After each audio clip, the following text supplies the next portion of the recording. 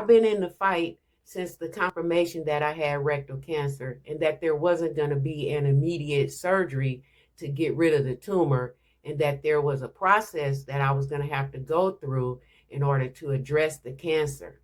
So I accepted this treatment plan that the colorectal team formulated for me, which entailed radiation, chemotherapy, and surgery if those two treatments did not eliminate the tumor.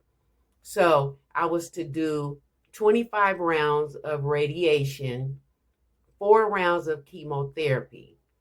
Also, I was to take this medication called Xeloda, which I would be taking it in combination with the radiation and the chemotherapy later. So I accepted this plan, but what I did not know was that I was headed into a new fight with radiation. I'm a colorectal cancer survivor. I'm Sandra, and welcome to Living It with Sandra James.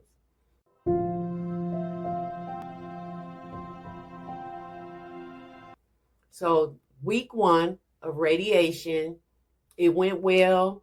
I was able to drive myself, and I was able to drive myself back. There were only 15-minute sessions, and it was only 5 days a week. Week 2, same thing. Everything went well. I was able to drive. I wasn't feeling sick or any of that. But when I got to the middle of week 3, I had every symptom that I talked about in another video. All videos will be in the description below. But in another video, I talked about 5 symptoms that are indicated to be colorectal cancer. I had every one of those symptoms except the stomach cramps and the stomach pain. So I had the changes in my bowels. I felt like I had to go to the bathroom, even though I had already finished using the bathroom. I had all of those symptoms. Also, in week 3, middle of week 3, it was so painful when I went to the bathroom.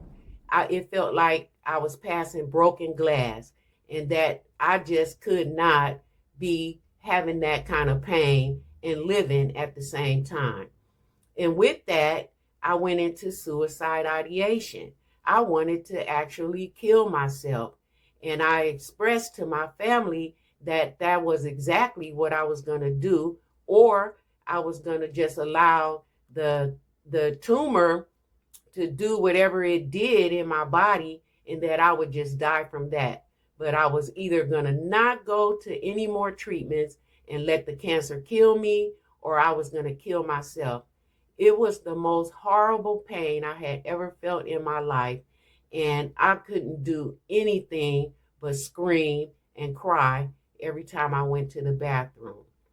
With the suicide ideation and the seriousness of that, my family did gather around me. They talked with me. They encouraged me. They comforted me. They brought me witch hazel. They brought me Tux. They brought me baking soda. And they helped me to sit and soak in those solutions to give myself some comfort and some relief from the pain. But they were not having this suicide talk, and they were not having me talk about I wanted to die. But I really did feel like I needed to die because I just didn't want to go through it. And I kept saying over and over and over, I'm not going back. However, I got past that. And even though that I was in pain every single day, struggling in the bathroom, even my poor dog would have to get in the bed with me and take her little paws and rub my forehead when I would be in the bed crying and screaming because I was in such excruciating pain. Week 4, it was still painful. By then, I was using those solutions and using those creams and medications and all the witch hazel and everything that my family was bringing to me. I was requesting pain medication. And at this particular facility where I was doing the radiation, they wanted to give me Tylenol. And I was telling them, Tylenol, I could go to the store and buy that. That's not working. So eventually I talked to my regular doctor over at my primary care facility where I go, and they ordered the pain medications that I needed to help me get through the pain of going to the bathroom and so on and so on. But on week 5, and I'm almost to the end of the radiation, my skin was just totally burnt in my pelvic area. So I'm shedding skin, and I'm just a mess down there. And, I had to consistently use the medications and the creams and the solutions in order to soothe those areas.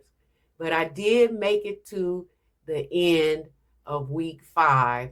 That was 25 sessions, and I rang the bell, and it was a joyous day.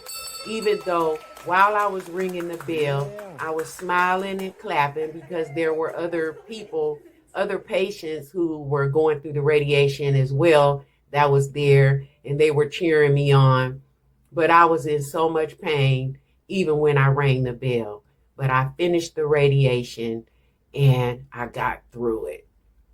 If you are experiencing anything like this, or you know someone who is, comment in the comment section and tell your story, share your information, share your input, share your feedback, share whatever it is that you think would be profitable for someone else to hear.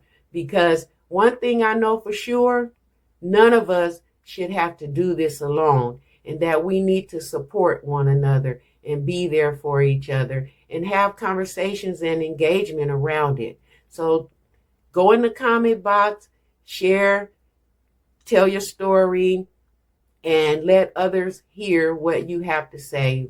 And let's encourage each other and live through it together.